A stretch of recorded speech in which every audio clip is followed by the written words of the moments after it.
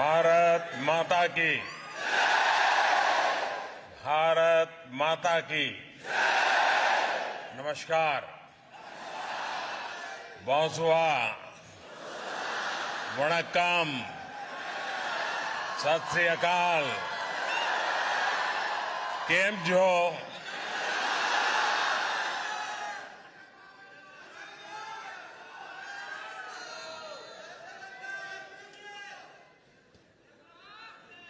आज का ये नजारा,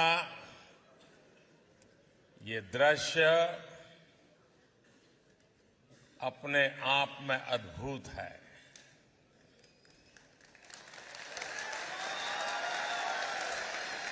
ये उत्साह अभूतपूर्व है और ये स्नेह आत्मीयता की अविरत धारा है। ये स्वागत उल्लास से भर देने वाला है। देश से दूर जब मैं भारत माता की जय का आह्वान सुनता हूं, कहीं से आवाज आती है नमस्कार, तो ऐसा लगता है जैसे घर आ गया हूं।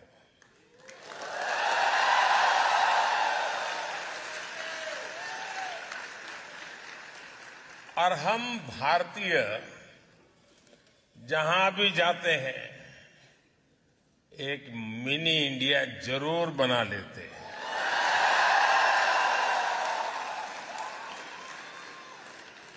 और मुझे आज बताया गया कि आज इस समारोह में बहुत लोग ऐसे हैं जो 11-11, 12-12 घंटे सफर करके यहां पहुंचे हैं।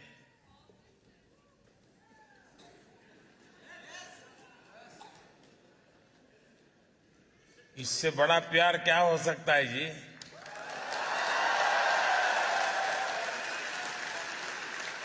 और हम जानते हैं कि टेक्नोलॉजी के जमाने में किसी के लिए भी घर बैठ करके मोबाइल फोन पर लाइव टेलीकास्ट सुनना कोई मुश्किल काम नहीं है। लेकिन उसके बावजूद भी इतनी बड़ी तादाद में इतने दूर से लोगों का आना, समय निकाल करके आना, और मेरे लिए तो ये एक बहुत बड़ा सौभाग्य का अवसर है कि मुझे आप सबके दर्शन करने का अवसर मिला है।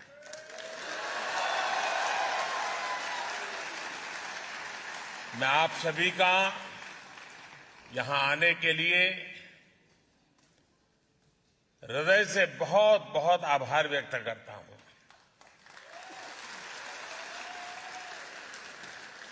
साथियों, मैं इससे पहले भी कई बार फ्रांस आ चुका हूं, लेकिन इस बार मेरा फ्रांस आना और भी विशेष है। कल फ्रांस का नेशनल डे है। मैं फ्रांस की जनता को बहुत बहुत बधाई देता हूं।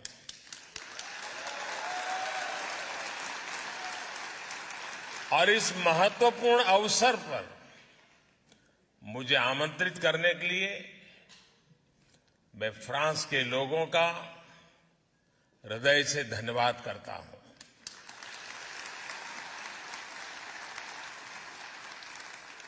आज दिन में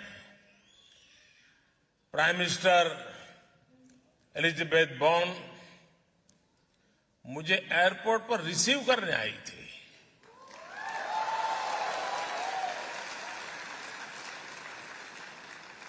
और कल मैं अपने मित्र प्रेसिडेंट मैक्रो के साथ नेशनल डे परेड का हिस्सा बनूंगा।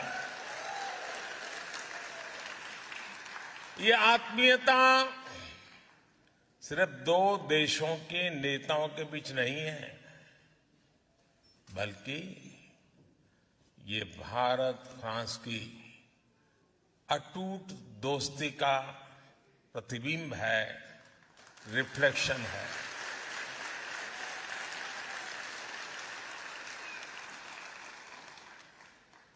फ्रांस का नेशनल एंथम कहता है, मार्शो मार्शो, यानी लेटेस्ट मार्च, लेटेस्ट मार्च। हमारे यहां भी वैदिक काल से जो मंत्र हमें प्रेरणा देता रहा है वो है चरैवेति चरैवेति, यानी चलते रहिए, चलते रहिए, लेट्स मार्च, लेट्स मार्च। और यही भावना कल हमें नेशनल डे परेड में भी दिखाई देने वाली है। जल, थल, नभ में भारत की रक्षा करने वाली तीनों सेनाओं के जवान कल परेड में हिस्सा लेने वाले हैं।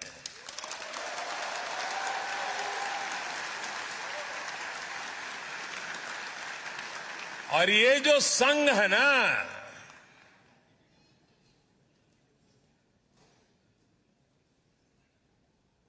कुछ विशेष संघ है। संघ भी है, अलग अलग रंग भी है, और चारों तरफ उमंग भी है।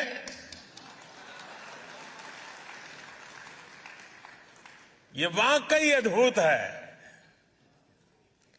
भारत फ्रांस की स्ट्रेटेजिक पार्टनरशिप के 25 साल के उत्सव का इससे बेहतर तरीका और क्या हो सकता है। साथियों, आज दुनिया नए वर्ल्ड ऑर्डर की तरफ बढ़ रही है। भारत का सामर्थ्य और भारत की भूमिका बहुत तेजी से बदल रही है। भारत इस समय G20 का प्रेसिडेंट है।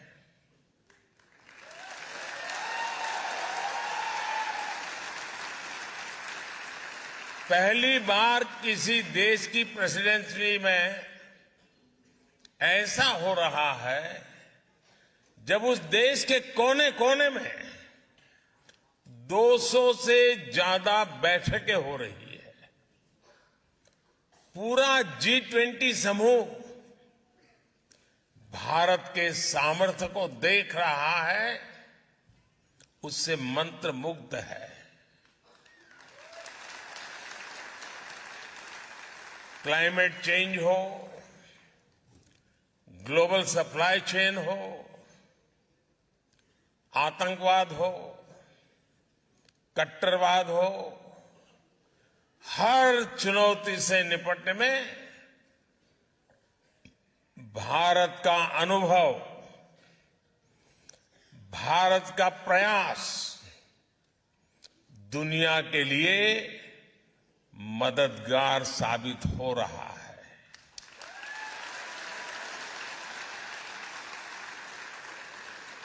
भारत कहता है, एकम सत विप्रः बहुधा वदन्ति, यानी सत्य एक ही है, उसको व्यक्त करने के तरीके अलग अलग हो सकते हैं। भारत कहता है, आत्मवत् सर्वभूतेषु, यानी जो करुणा, जो आत्मीयता हम अपने लिए दिखाते हैं, वही हमें दूसरों को भी दिखानी चाहिए। भारत कहता है, संगच्छध्वम् संवदध्वम् संवो मनांसि जानता, यानी हम सब एक साथ चले, एक साथ बोले, हमारे मन एक हो। और भारत कहता है, वसुधैव कुटुंबकम, यानी पूरा विश्व एक परिवार है। इसी भावना को लेकर हम एक बेहतर समाज, एक बेहतर दुनिया का निर्माण कर सकते हैं। इसी भावना के साथ भारत और फ्रांस 21वीं सदी की अनेक चुनौतियों से निपट रहे हैं। इसलिए इस अहम समय में फ्रांस भारत के बीच की स्ट्रेटेजिक पार्टनरशिप का महत्व और ज्यादा बढ़ गया है।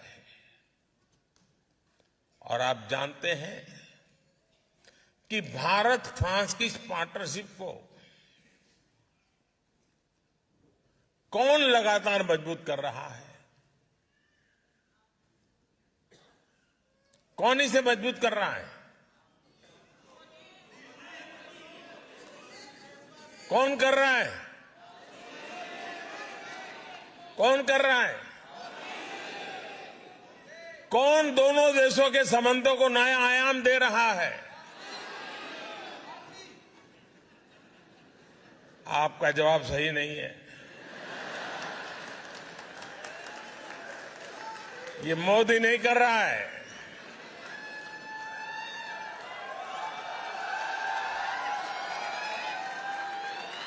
ये सब आप लोग कर रहे हैं।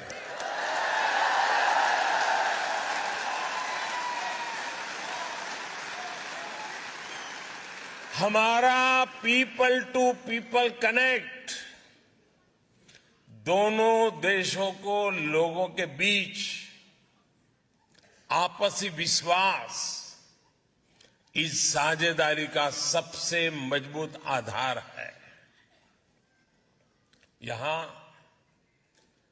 नमस्ते फ्रांस फेस्टिवल होता है तो भारत में लोग मॉनसून इंडिया का आनंद उठाते हैं।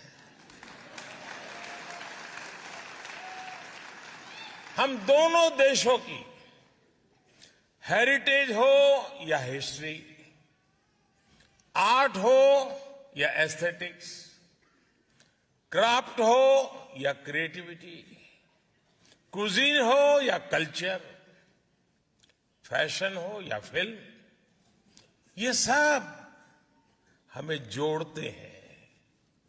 ये सब हमें साथ लाते हैं।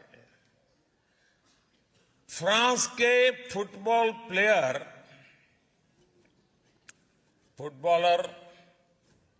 उनकी पॉपुलैरिटी तो आप इंडिया आकर के देखिए।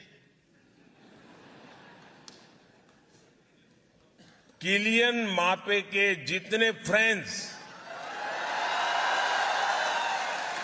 फ्रांस में नहीं होंगे, उससे ज्यादा वो भारत के युवाओं में सुपरहिट है।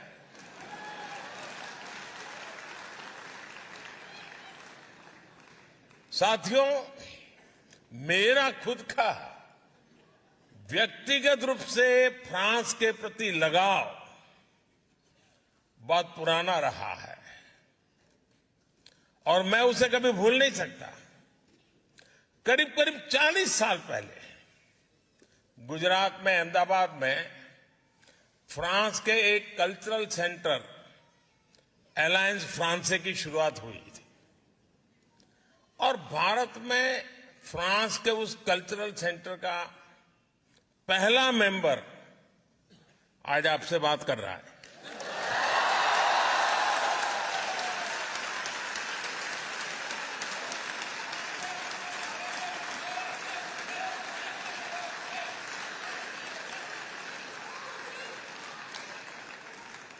और मजा इस बात की है कि कुछ साल पहले फ्रांस सरकार ने पुराने रिकॉर्ड में से मेरा वहां का आई कार्ड वो निकालकर उसका जेरोक्स मुझे दिया था और वो उपहार मेरे लिए आज भी अनमोल है। साथियों, भारत और फ्रांस के ऐतिहासिक रिश्तों पर कहने के लिए मेरे पास इतना कुछ है, बहुत लंबा समय निकल जाएगा। फिर आपका क्या होगा?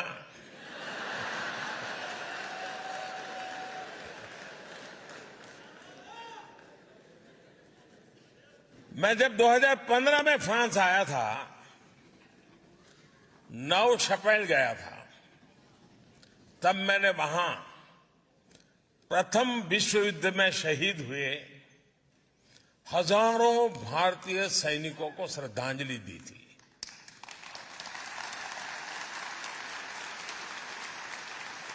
सौ साल पहले ये भारतीय सैनिक फ्रांस के गौरव की रक्षा करते हुए, अपना कर्तव्य निभाते हुए फ्रांस की धरती पर शहीद हुए थे।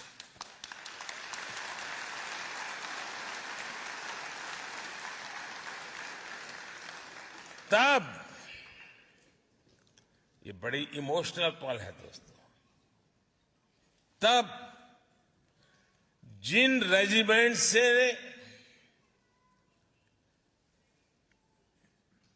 उन जवानों ने, उस रेजिमेंट के जवानों ने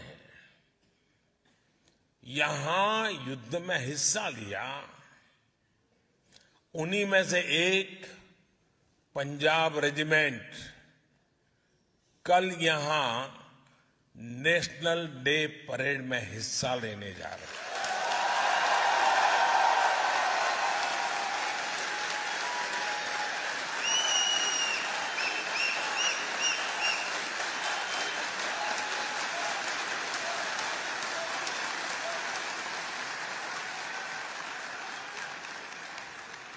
सौ साल का ये इमोशनल कनेक्ट सर्वोच्च बलिदान देने की परंपरा किसी की भलाई के लिए, ये कितनी बड़ी प्रेरणा है दोस्तों। कौन हिंदुस्तानी होगा जिसको इस बात का गर्व न हो।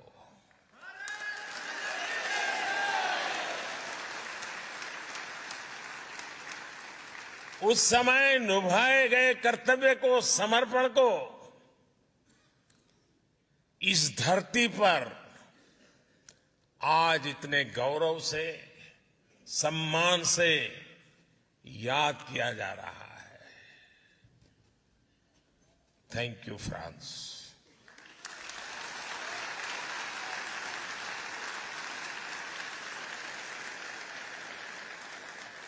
मुझे विश्वास है आज आप भारत फ्रांस के संबंधों को मजबूत बनाने के लिए जो कुछ कर रहे हैं, उस योगदान को मैं आपको बता रहा हूं, आपके लिए कह रहा हूं। आज आप जो कर रहे हैं उस कर्तव्य भाव को इतिहास में स्वर्ण अक्षरों में लिखा जाएगा।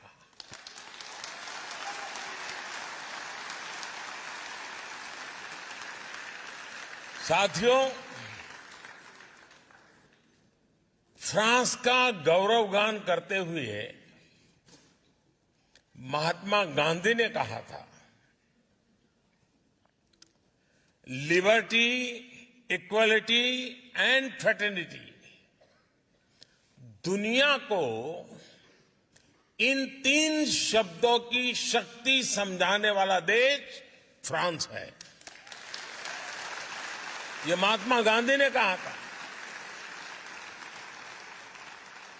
जिस समय विश्व के अधिकांश देश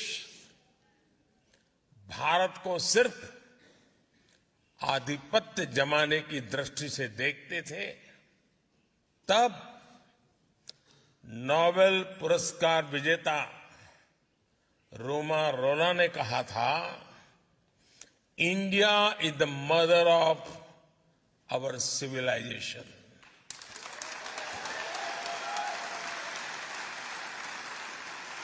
भारत का हजारों वर्ष पुराना इतिहास, भारत का अनुभव विश्व कल्याण के लिए भारत के प्रयासों का दायरा बहुत बड़ा है। भारत मदर ऑफ डेमोक्रेसी है और भारत मॉडल ऑफ डायवर्सिटी भी है। ये हमारी बहुत बड़ी शक्ति है, बहुत बड़ी ताकत है। मैं आपको एक उदाहरण देता हूं, एक एग्जाम्पल देना चाहता हूं। साथियों, हमारे यहां कहावत है कि कोस कोस पर बदले पानी, 4 कोस पर वाणी। यानी हर कुछ दूरी पर भारत में पानी का स्वाद बदल जाता है और वाणी यानी लैंग्वेज भी बदल जाती है। भारत में 100 से ज्यादा भाषाएं हैं, 1000 से ज्यादा बोलियां हैं। इन 100 से ज्यादा भाषाओं में हर रोज 32,000 अलग अलग न्यूज़पेपर छपा करते हैं।